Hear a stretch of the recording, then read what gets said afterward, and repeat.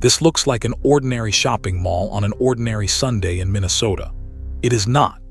The building around me right now is the first fully enclosed, climate-controlled shopping mall ever built in America, opened in 1956, and nearly every mall on Earth is descended from it. It was designed by a Viennese architect who fled the Nazis, dreamed of building a new kind of American town square, and then spent his last years regretting what he had unleashed. Today we are going to walk it, and I will tell you the whole strange story.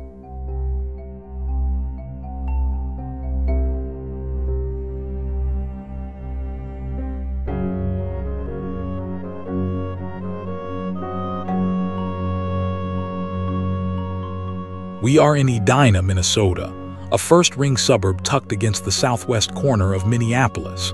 Southdale Center sits at France Avenue and 66th Street, about 8 miles from the downtown skyscrapers. When this building went up, that short drive marked the edge of the metropolitan world, where the streetcar city gave way to farm fields. Today, the mall anchors a dense district of offices, hospitals, and apartment towers that grew up around it. In a real sense, the neighborhood outside these walls is something the building itself created.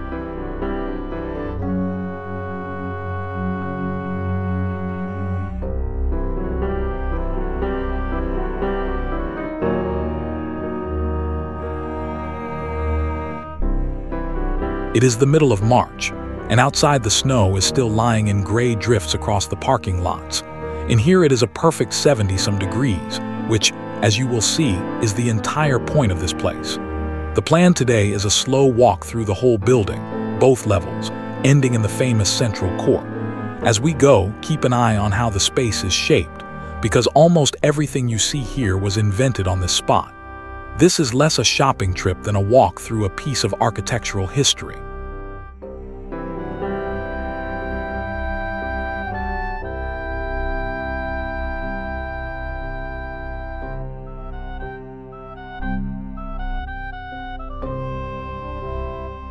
Long before there was a mall, there was a creek.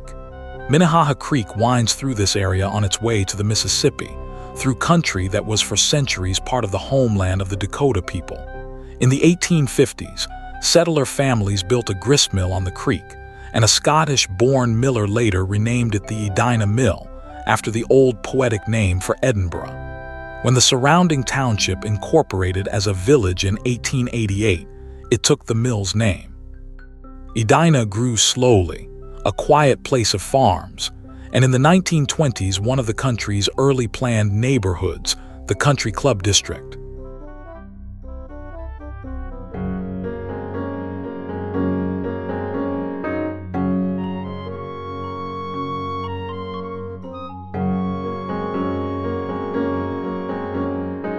By 1950, the land under this building was still open farmland at the city's edge. But America was changing fast. Soldiers had come home from the war, the suburbs were booming, and the automobile was rewriting the map of every American city. Families with new houses and new cars were moving farther and farther from the old downtown department stores. Every retailer in Minneapolis could read those numbers, and one family read them faster than anyone else.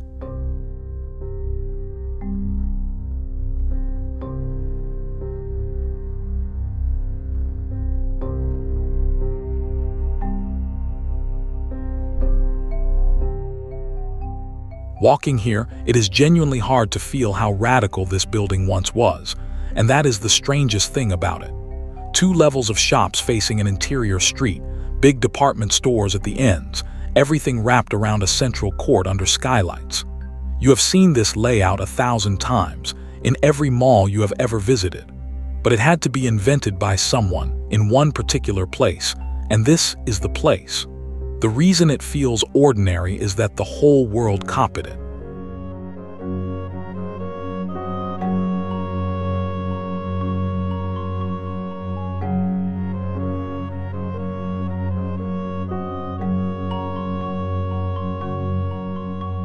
The inventor was born Victor Gruen in Vienna in 1903.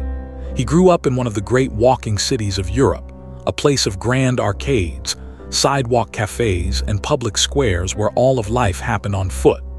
He trained as an architect, but he also had a second life on stage, performing in Vienna's political cabarets. That mix tells you a lot about the man, an architect with a showman's instincts and strong social ideals. He believed cities existed to bring people together, and he never let go of that idea.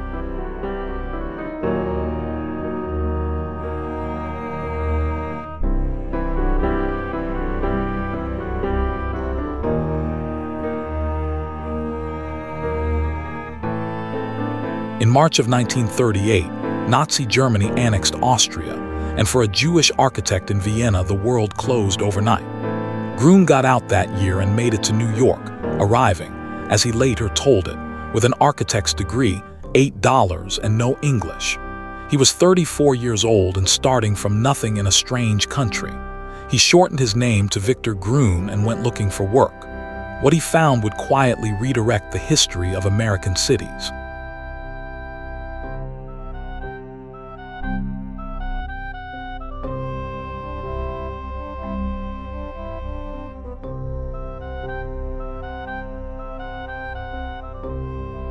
From the upper level, you can look down on the whole machine at work, and machine is really the right word. Gruen thought about shopping the way an engineer thinks about flow, how people move, where their eyes land, what makes them slow down and linger. Notice how the balcony rails let you see the shops on both levels at once, doubling the storefronts in view. None of that is accidental. Every sight line in this building was argued over on a drafting table in the early 1950s.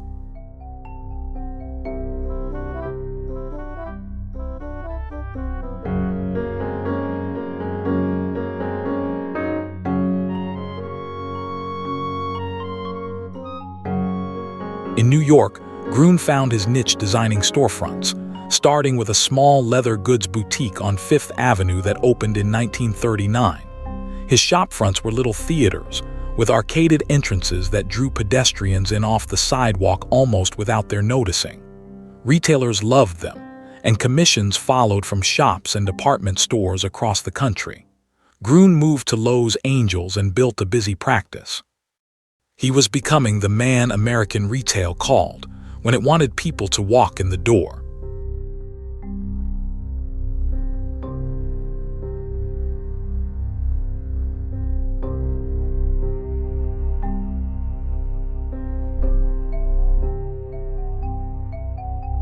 The department store entrances in here still work exactly the way Gruen intended. The big anchor stores sit at the ends of the building, and every small shop lives on the walk between them. To get from one anchor to the other, you must pass 100 tempting windows, which is precisely the point. Shopping center developers still call this the dumbbell plan. It seems obvious now, and like most obvious ideas, somebody had to think of it first.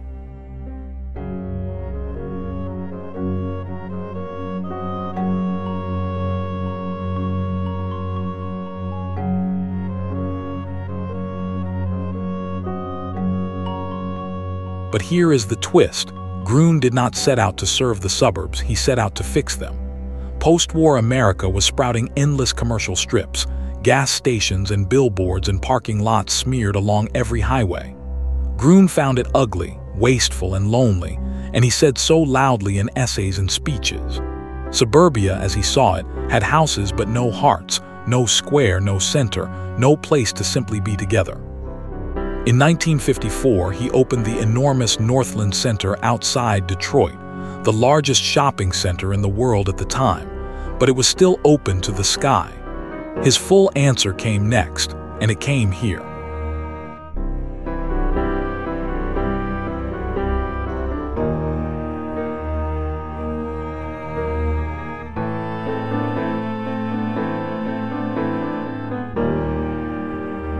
So picture this concourse as Gruen pictured it, not as a retail corridor but as a main street.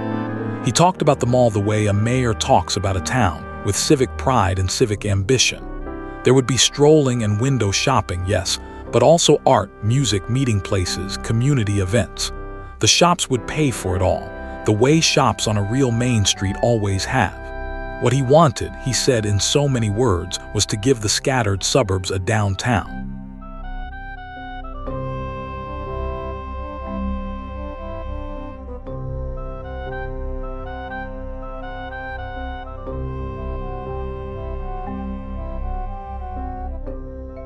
The money came from the Dayton family. George Draper Dayton had opened his department store in downtown Minneapolis in 1902, and by the 50s, his grandsons ran one of the most respected retail houses in the Midwest. They could see their customers moving to the southwest suburbs, and rather than wait, they decided to follow them with something entirely new. They hired Gruen and committed roughly $20 million, a staggering sum for an unproven idea in a cornfield.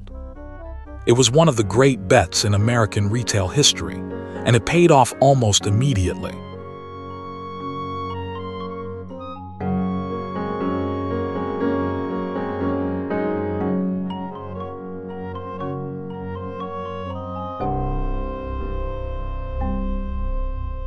Look at the people around us in the middle of a Minnesota march, strolling in light sweaters with their winter coats over their arms. That comfort is the invention. Everything else about this building, the shops, the courts, the plan, could have been built open air, and elsewhere it had been. What happened here in 1956 was that the weather itself was designed out of the equation. To understand why, you only have to step outside.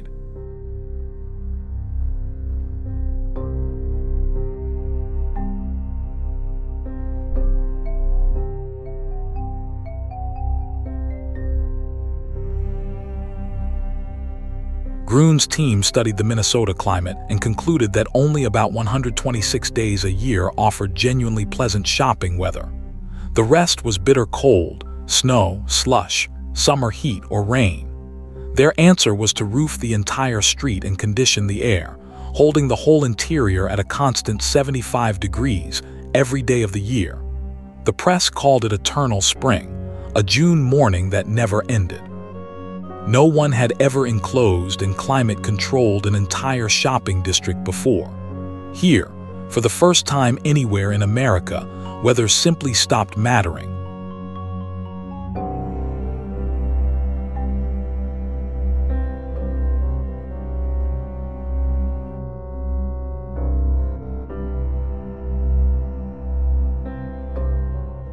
You can feel that promise still working, 70 years on.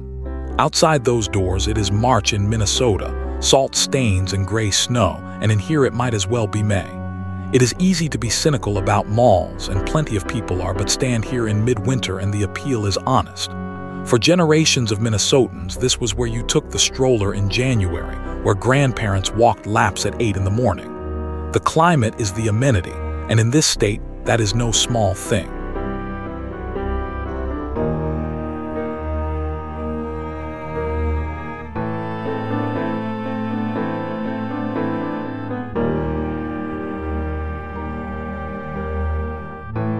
To make it work, Gruen turned the building inside out.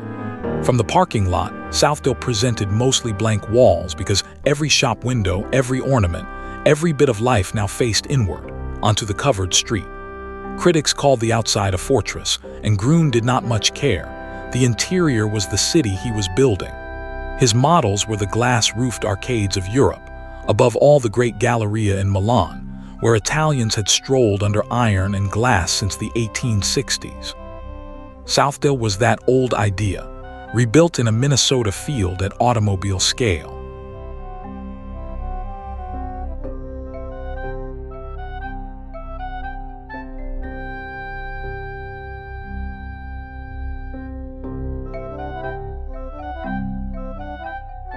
The building took shape between 1954 and 56, and even the construction was a spectacle. Locals drove out to watch a structure the size of a small downtown rising out of the farmland, ringed by parking for more than 5,000 cars. Gruen stacked the mall on 2 levels, a first, so that no shopper would ever be more than a short walk from any store. Ahead of us now the concourse opens up, and this is the moment the whole design has been steering us toward.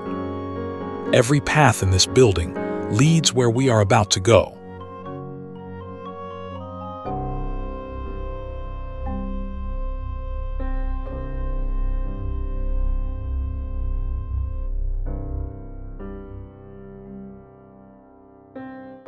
It is worth pausing on how much was invented at once on this site. A fully roofed, heated, and cooled interior street. 2 shopping levels served by escalators, with parking lots graded so both floors work as ground floors. Rival department stores placed under one roof on purpose to pull shoppers back and forth between them. A central plant quietly conditioning acres of enclosed space in a climate that swings from 20 below zero to 95 in the shade. Any one of these would have been notable. Together, they made an entirely new kind of building.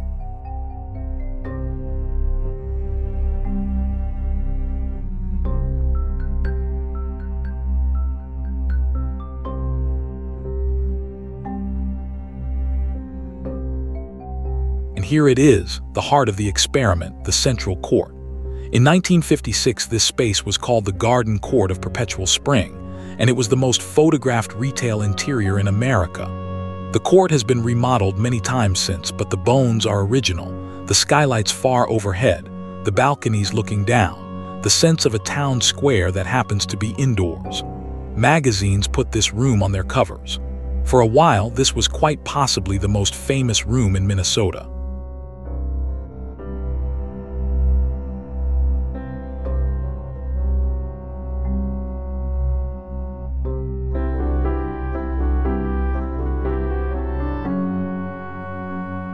Picture this court as its first visitors saw it. A goldfish pond glittered under the skylights, and eucalyptus and magnolia trees rose out of planters toward the glass. There was a sidewalk cafe in the European style, tables under umbrellas in the middle of a Minnesota winter, and flowers blooming in January. Gruen filled the space with the props of a public square, benches, fountains, art, music. The message was unmistakable. This is not a corridor. This is a place. Come and stay a while.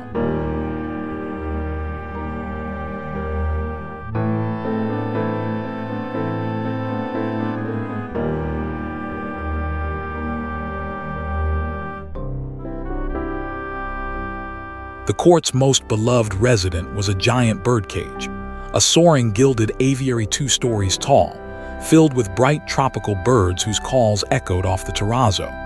Children dragged their parents to it for decades. Nearby stood a delicate metal sculpture of golden trees by the artist Harry Birdya, shimmering under the skylights, a piece of serious modern art placed in the path of everyday shoppers. That was Gruen's Vienna talking. Art and cafe life and public space transplanted whole into the American Midwest. People who grew up here still talk about the birds.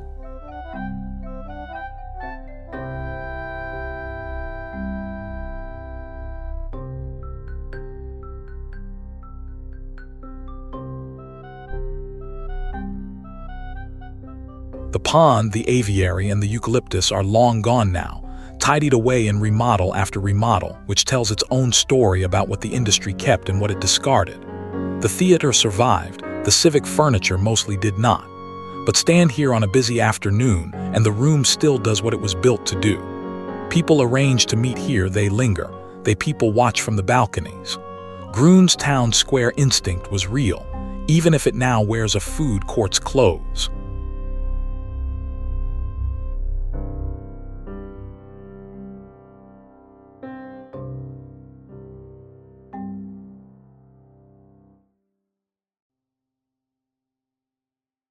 Southdale opened on October 8, 1956, with 72 stores, and the crowds came in tens of thousands. The boldest stroke was inside, Dayton's at one end and its downtown arch rival Donaldson's at the other, direct competitors agreeing to share a roof because both understood the building itself was the draw. National magazines swooned, one famously describing the place as a pleasure dome with parking. Reporters flew in from around the world to see shopping's future in a Minnesota field. By Christmas, Southdale was the most talked about retail building on earth.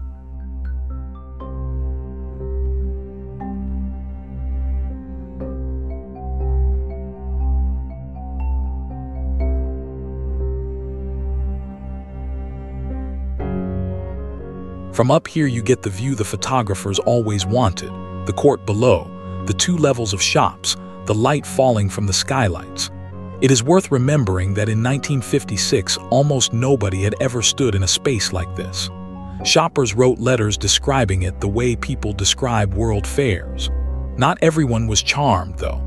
One visitor that first year was the most famous architect in America, and he arrived with knives out.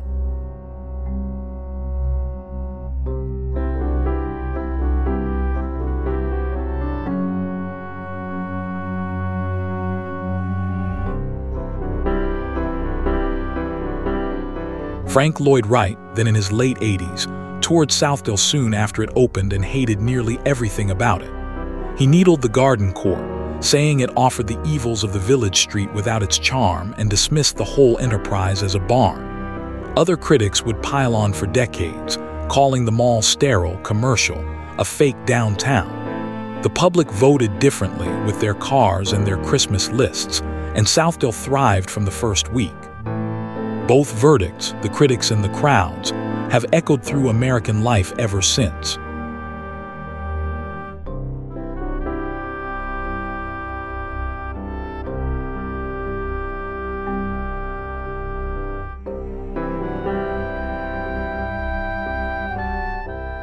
Here is the part of the story almost nobody knows. The mall we are walking through was never meant to stand alone. Gruen's master plan spread across hundreds of acres and included apartment towers, houses, schools, a medical center, offices, a park with a lake, all arranged around the enclosed core, a genuine new town with the mall as its square. The developers built the profitable piece and quietly shelved the rest, and the land around Southdale filled instead with parking lots and commercial strips. Gruen had designed a heart, and America built it without the body. He considered it only half his building, and the missing half haunted him.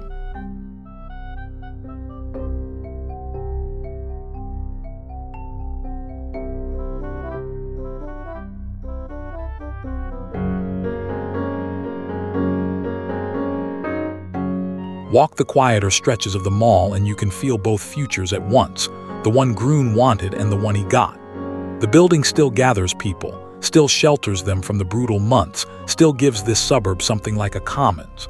But it gathers them to sell to them, and every square foot answers to a leasing plan.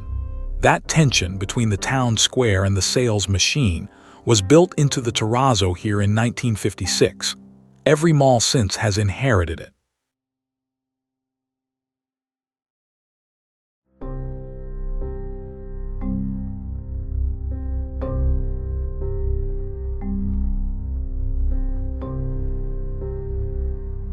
Because what happened next was an avalanche. Developers from every state walked Southdale's concourses with notebooks, and enclosed malls began sprouting across America, hundreds, then thousands of them by the 1980s. Dayton's itself ringed the Twin Cities with Southdale's siblings, Brookdale, Rosedale, Ridgedale, the Dales of local legend. Retail scientists even coined a term, the Gruen transfer, for the moment a mall's atmosphere makes a shopper forget their errand and start to wander. Victor Gruen had wanted to build town centers, and instead his name became attached to the art of the impulse purchase.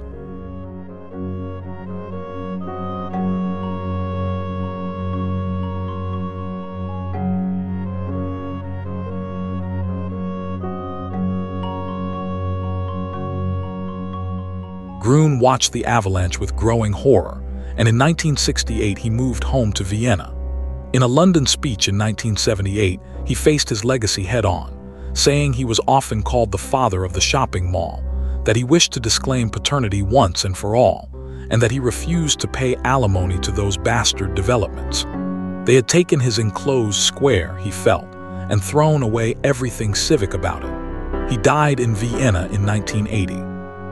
It is one of architecture's great ironies, the most copied building idea of the 20th century, disowned by the man who dreamed it up.